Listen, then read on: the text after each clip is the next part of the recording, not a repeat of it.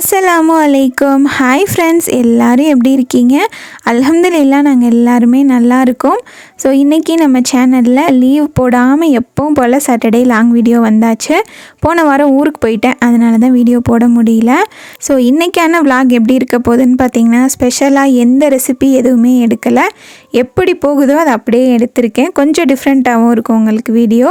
So இந்த video எடுக்கிறப்ப time பார்த்திங்கன்னா ஒரு 7:30 அந்த மாதிரி இருக்கும். கிச்சனுக்கு வந்துட்டேன். கொஞ்சம் ஜாமானுமே இல்லை, வாங்கிட்டு வர சொல்லியிருந்தேன், அதை எடுத்து வச்சிடலான்ட்டு. ஸோ நிறையா இல்லை, தீந்ததை மட்டும் சொல்லி வச்சுருந்தேன். என்ன தான் நம்ம வீக்லி மந்த்லி வாங்கினாலுமே நடுவில் எப்படினாலுமே ஒரு 2-3 ஜாமான் தீந்து போகிற மாதிரி தான் இருக்கும். ராகி மாவு எனக்கு கொஞ்சம் அதிகமாக தீர்ற மாதிரி தான் இருக்கும். டயட்டில் இருக்கனால நான் கொஞ்சம் அதிகமாக எடுத்துக்குவேன். ஜயான் குட்டிக்குமே கொடுப்பேன், அதனால எனக்கு கொஞ்சம் அது அதிகமாக தீர்ற மாதிரி தான் இருக்கும். பிள்ளைங்க வீட்டில் இருந்தாங்கனாலுமே ராகி கூழ் அம்மீனுக்கு பிடிக்கும். ஸோ ராகி மாவு இந்த கிருஷ்ணா பிராண்ட் நல்லாயிருக்கும். அதுக்கப்புறம் கடலை எண்ணெய் சுத்தமாகவே காலி ஆயிடுச்சு, அதுவுமே வாங்கிட்டு வர சொல்லியிருந்தேன்.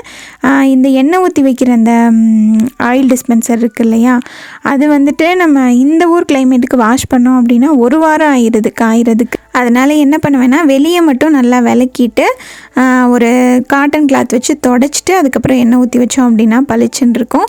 ரொம்ப பிசுன்னு இல்லைன்னா ஒரு டிஷ்யூ பேப்பர் வச்சு ஃபுல்லாகவே தொடச்சிட்டு ஆயில் ஃபில் பண்ணி வச்சுருவேன். நல்லா வெயில் அடிக்கிறப்ப விளக்கி வச்சோம் அப்படின்னா ஒரு 2 நாளில் நமக்கு காஞ்சிரும். ஸோ அவ்வளோதான். 2-3 ஜாமான் தான் சொல்லியிருந்தேன், எடுத்து வச்சுட்டேன். இட்லி மாவுக்கு ரேஷியோ நிறைய பேர் கேட்குறீங்க. இங்கே வீட்லேயுமே இப்போ ரொம்ப நாள் ஆகுது இட்லி சுட்டுன்ட்டு கேட்க ஆரம்பிச்சிட்டாங்க, அதனால் ஊற போட்டுடலான்ட்டு. உதயம் இட்லி ரைஸ் நல்லாயிருக்கும். கரெக்டாக பார்த்திங்கன்னா ஒரு 3 டம்ளர் அளவுக்கு இட்லி அரிசி எடுத்துக்கிறேன்.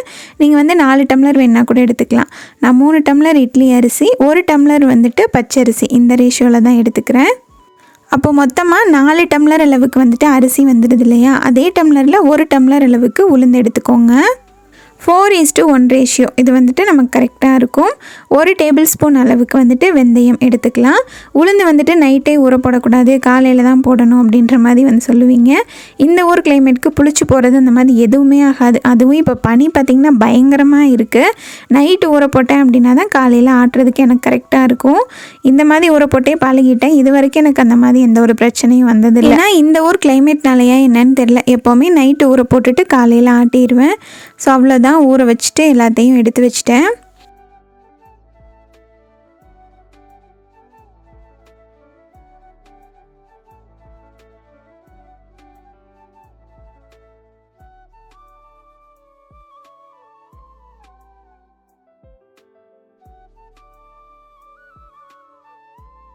டின்னருக்கு ஸ்பெஷலாலாம் எதுவுமே செய்ய போகிறதில்ல. தேங்காய் சட்னி தான் போட்டுட்ருக்கேன். மதியம் வச்சு சுண்டல் குழம்பு இருக்குது, அது கூட தோசை மாவு சப்பாத்தி மாவு 2மே இருக்குது. ஸோ நல்லாயிருக்கும் இல்லையா.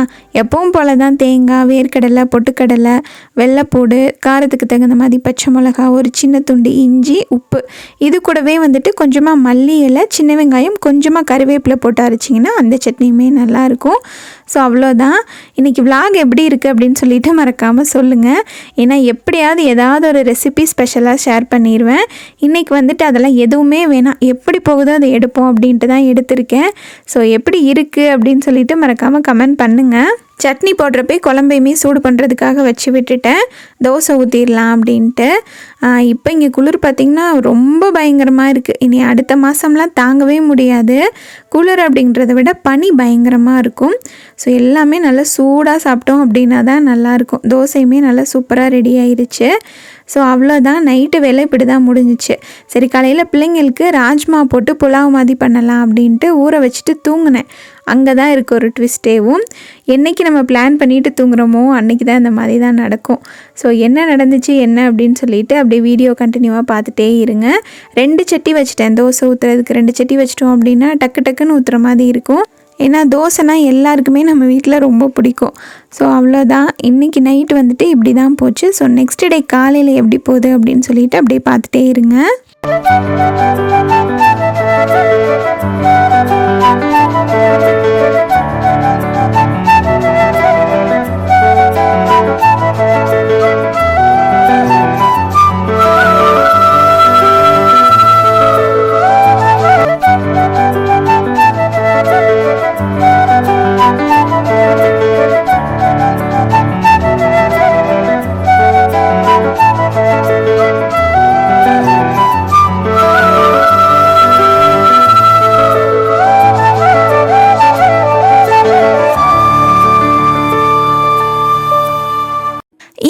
அகாரோலேருந்து அகாரோ இம்பீரியல் ஏர் பியூரிஃபையர் தான் சென்ட் பண்ணியிருக்காங்க. ஸோ நல்லா காம்பேக்டாக இடத்த அடைக்காமல் சின்னதாக இருக்குது. இதை பற்றின ரிவ்யூ தான் சொல்கிறேன். உங்களுக்கு வேணும் அப்படின்னா செக் பண்ணி பார்த்துட்டு வாங்குறதுனா வாங்கிக்கோங்க. ஸோ இது இந்த மாதிரி தான் இருக்கும். அன்பாக்ஸ் பண்ணதுக்கப்புறமா இதை வந்துட்டு நம்ம இன்ஸ்டால் பண்ணணும். ஸோ மேலே அந்த மாதிரி ஒரு போர்டு மாதிரி கொடுத்துருப்பாங்க. அதை ஓப்பன் பண்ணோம் அப்படின்னா 3 டைப்ஸ் ஆஃப் ஃபில்டர்ஸ் வந்துட்டு நமக்கு கொடுத்துருப்பாங்க. எல்லாமே பார்த்திங்கன்னா நமக்கு கவர் பண்ணி தான் இருக்கும். எல்லாத்தையுமே இந்த கவரெல்லாம் எடுத்துட்டு நம்ம வந்துட்டு நீட்டாக இன்ஸ்டால் பண்ணணும். அதுவுமே ரொம்ப ஈஸி தான். ஸோ ஃபர்ஸ்ட் வந்துட்டு இந்த க்ரீன் கலரில் இருக்க ஃபில்டர் தான். இதோட பேர் வந்துட்டு green true HEPA filter H14. So இது வந்துட்டு காற்றுல இருக்க 99% ஆஃப் பொல்யூஷன்ஸ் எல்லாத்தையுமே எடுத்துடுது. ஃபஸ்ட்டு வந்து அதை இன்ஸ்டால் பண்ணிக்கலாம். அதுக்கு மேலே இந்த மாதிரி ஒரு ஃபில்டர் இருக்கும். அதை வச்சுட்டு அதுக்கு மேலே வந்துட்டு இந்த ஃபில்டர் வச்சுக்கணும். அவ்வளோதான். இப்போ வந்துட்டு அதுக்கு மேலே ஒரு மூடி மாதிரி கொடுத்துருந்தாங்க இல்லையா, அதை போட்டுறணும். மேலே இந்த மாதிரி சின்னதாக ஒரு ஓப்பன் கொடுத்துருப்பாங்க. அதையுமே இந்த ஃபில்டர் எல்லாம் க்ளீன் பண்ணுறப்ப ஒரு பட்ஸ் வச்சுட்டு அதை க்ளீன் பண்ணோம் அப்படின்னா க்ளீன் ஆயிரும். ஸோ இன்ஸ்டால் பண்ணுறது ரொம்ப ஈஸி. இதை ஆப்ரேட் பண்ணுறதுமே பார்த்திங்கன்னா நமக்கு ரொம்ப ஈஸியாக தான் இருக்கும். ஆட்டோமேட்டிக்கில் வைக்கிறதுனா வச்சுக்கலாம். ஸ்பீட் லெவல் கண்ட்ரோல் பண்ணி எந்த அளவுக்கு வேணாலும் வச்சுக்கலாம். டைமர் செட் பண்ணி வச்சுக்கலாம். ஸ்லீப் மோடில் வைக்கிறதுனா வச்சுக்கலாம். குழந்தைங்க எதுவும் நோண்டிடக்கூடாது அப்படின்றதுக்காக சைல்ட் லாக் ஆப்ஷனுமே கொடுத்துருக்காங்க. லாக் பண்ணி வச்சிட்டோம் அப்படின்னா குழந்தைங்க எதுவும் ப்ரெஸ் பண்ணாலுமே எதுவுமே ஆகாது. சின்னதாக இதுக்கு ஒரு ரிமோட்டுமே கொடுத்துருக்காங்க. இப்போ இந்த மானிட்டரில் என்னென்ன ஆப்ஷன்ஸ் இருந்துச்சோ அதே தான் இந்த ரிமோட்லேயுமே இருக்குது. ஸோ ஆப்ரேட் பண்ணுறது ஈஸியாக தான் இருக்குது.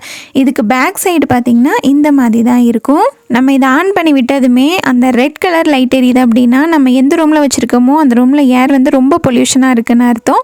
ஆரஞ்சு கலரில் எரியுது அப்படின்னா ஓரளவுக்கு பரவாயில்லன்னு அர்த்தம். இது ஏரில் இருக்க பாக்டீரியா, வைரஸ், பொல்யூஷன் எல்லாத்தையுமே நமக்கு ரிமூவ் பண்ணி கொடுத்துரும். குழந்தைங்க இருக்க வீட்டில் இது நல்லாவே யூஸ்ஃபுல்லான ப்ராடக்ட் தான். அதே போல் இதில் 7 ஸ்டேஜ் பியூரிஃபிகேஷன் சிஸ்டமும் இருக்குது. இந்த ப்ராடக்ட்டோட லிங்க் வந்துட்டு நான் டிஸ்கிரிப்ஷனில் கொடுத்துருக்கேன். உங்களுக்கு வேணும் அப்படின்னா செக் பண்ணி பார்த்துட்டு வாங்குறதுனா வாங்கிக்கோங்க.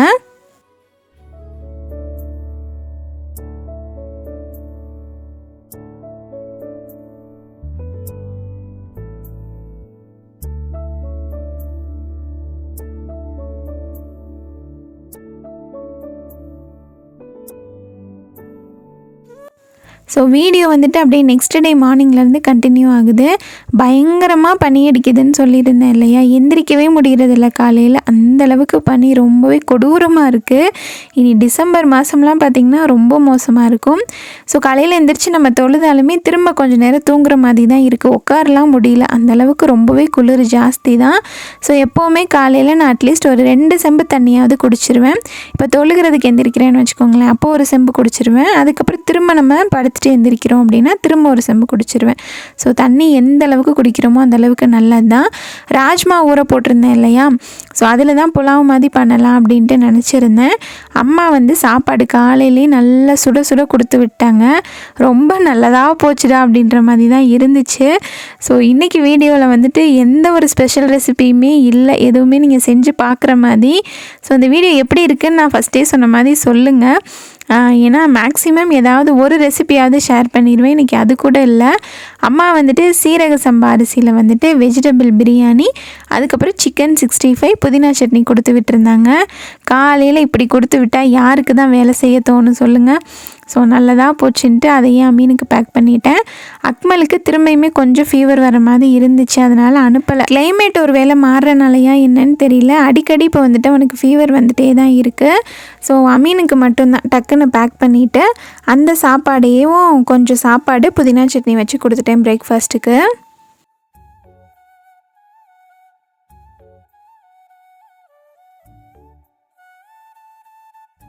இப்போ ரீசெண்டாக நான் பால் டீ வந்துட்டு சுத்தமாகவே அவாய்ட் பண்ணிட்டேன். இந்த வெயிட் லாஸ் டீ வந்துட்டு எப்படி போடுறது அப்படின்னு சொல்லிட்டு ஷார்ட்ஸில் கூட ஷேர் பண்ணியிருந்தேன்.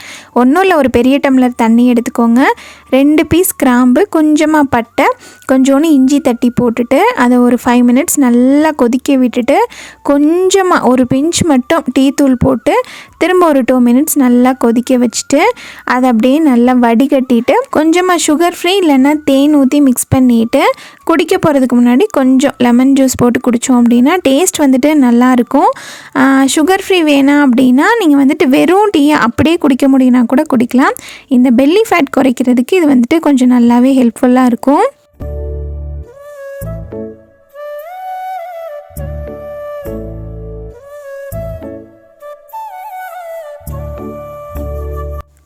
அவ்வளோதான். அமீன் ஸ்கூலுக்கு போனதுக்கப்புறமா எந்த வேலையும் இல்லை. ஏன்னா சாப்பாடு இருக்கு இல்லையா, அதையே இவங்களுக்கு அக்மல் கொடுத்துர்லான்ட்டு. ஸோ இட்லி மாவுக்கு ஊற போட்டிருந்தோம் இல்லையா, அதை ஆட்டிடலான்னு கிரைண்டர் ஆன் பண்ணி விட்டுட்டு நம்ம வெந்தயம் ஊற போட்டிருந்தோம் இல்லையா, வெந்தயத்தை வந்துட்டு ஒரு தடவை வாஷ் பண்ணிவிட்டு ஊற போட்டுட்டேன். அந்த தண்ணியை ஊற்றியே ஃபஸ்ட்டு வந்துட்டு நல்லா சுத்த விட்டுட்டு அதுக்கப்புறமா நம்ம ஊற வச்சுருக்கு உளுந்து இருக்கு இல்லையா, அதை நல்லா வாஷ் பண்ணிவிட்டு போட்டு ஆட்டிக்கலாம். தண்ணி வந்துட்டு உளுந்துக்கு ரொம்ப ஊற்றிடக்கூடாது, தண்ணி தெளித்து தான் ஆட்டணும். அப்போ தான் நமக்கு வந்துட்டு கரெக்டான பக்குவத்தில் இருக்கும். இந்த கிரைண்டர் பற்றின ரிவ்யூ நிறைய பேர் கேட்குறீங்க. இது வந்துட்டு பிரீத்தி ஐகானிக் பிங்க் கலர் தான். ஸோ அது வாங்கலாமான்னு கேட்டிங்கன்னா வாங்கலாம் அப்படின்னு சொல்ல மாட்டேன். ஏன்னா கொஞ்சம் நம்ம ஒரு கைப்பிடி அரிசி எக்ஸ்ட்ரா போட்டால் கூட நமக்கு நல்லா அரைக்காது. அரிசியுமே பார்த்திங்கன்னா முழுசாக நின்றுக்கும். ஸோ கிரைண்டர் வாங்குறீங்க அப்படின்னா அல்ட்ரா தான் நல்லா இருக்குது அப்படின்ற மாதிரி கேள்விப்பட்டேன். பிரீத்தி வந்துட்டு வேணாம், ஏன்னா நானே வாங்கிட்டு ஏண்டா வாங்கணுன்ற அளவுக்கு இருக்குது. ஸோ உளுந்துமே பார்த்திங்கன்னா இந்த மாதிரி எடுத்து விட்டுட்டே தான் இருக்கணும், இல்லைனா உளுந்து அங்கங்கே நின்றுக்கும். ஸோ உளுந்தோட கன்சிஸ்டன்சி உங்களுக்கு வீடியோவில் பார்த்தாலே தெரியும். இந்த மாதிரி நல்ல திக்காக இருக்கணும். தண்ணி வந்துட்டு நான் ஃபஸ்ட்டே சொன்ன மாதிரி தெளித்து ஆட்டிக்கோங்க. இப்போ உளுந்தோட கன்சிஸ்டன்சி உங்களுக்கு காமிக்கிறேன் பாருங்கள். இந்த மாதிரி நம்ம கையில் எடுத்தோம் அப்படின்னா அழகாக பந்து மாதிரி வரணும். ஸோ இப்போ வந்துட்டு அந்த உளுந்தை தோண்டிடலாம். அதுக்கு முன்னாடி வெள்ளை அவல் இருக்கு இல்லையா, அது வந்துட்டு கரெக்டாக ஒரு 2 கைப்பிடி அளவுக்கு எடுத்துகிட்டு இதை வாஷ் பண்ணிவிட்டு தனியாக எடுத்து வச்சுக்கலாம். இந்த அவல் வந்துட்டு சீக்கிரமாக ஊறிடும் போல், எனக்கு தெரியல. தண்ணி ஊற்றி வச்சுட்டேன். உளுந்தை தோன்றதுக்குள்ளே பார்த்திங்கன்னா அந்த அவல் அப்படியே நல்லா சாஃப்டாக கஞ்சி மாதிரி ஆயிடுச்சு. இந்த தட்டையான அவல் யூஸ் பண்ணுறீங்க அப்படின்னா ஊற வைக்க வேணாம், லைட்டாக வாஷ் பண்ணிவிட்டு அப்படியே போட்டு நீங்கள் ஆட்டிக்கலாம். ஸோ உளுந்தோட கன்சிஸ்டன்சி உங்களுக்கு வீடியோவில் பார்த்தாலே தெரியும், இந்த மாதிரி இருக்கணும்.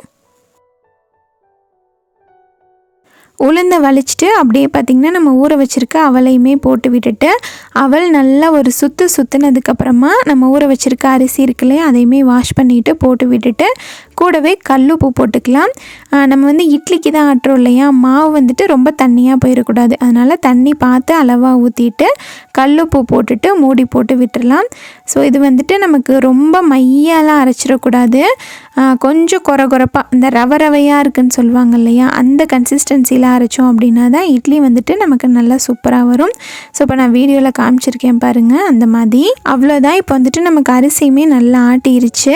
இப்போ உளுந்து ஆட்டி வச்சுருந்தோம் இல்லையா, அது கூட இந்த அரிசி மாவையுமே தூக்கி ஊற்றிட்டு நல்லா கையால் மிக்ஸ் பண்ணிடணும். நான் இப்போ வீடியோவில் காமிச்சிருக்க மாதிரி ரெண்டையுமே உளுந்து அதுக்கப்புறம் அரிசி மாவு ரெண்டுமே நல்லா மிக்ஸ் ஆகிற மாதிரி மிக்ஸ் பண்ணி விட்டுட்டு அப்படியே வேறு ஒரு பாத்திரத்தில் மாற்றிட்டு மூடி போட்டு வச்சிட்டோம் அப்படின்னா இந்த ஒரு கிளைமேட்டுக்கு புளிக்கிறதுக்கு 1 டே ஆயிரும். அதுவும் என் கைக்கு மாவு புளிக்காது, ஒரு நாள் ஆனால் தான் புளிக்கிற மாதிரி இருக்கும். ஸோ இந்த வீடியோவில் இட்லி ஊற்றி காமிக்கல, ஏன்னா மாவு மட்டும் ஆட்டி வச்ச மணிக்கே இருக்குது.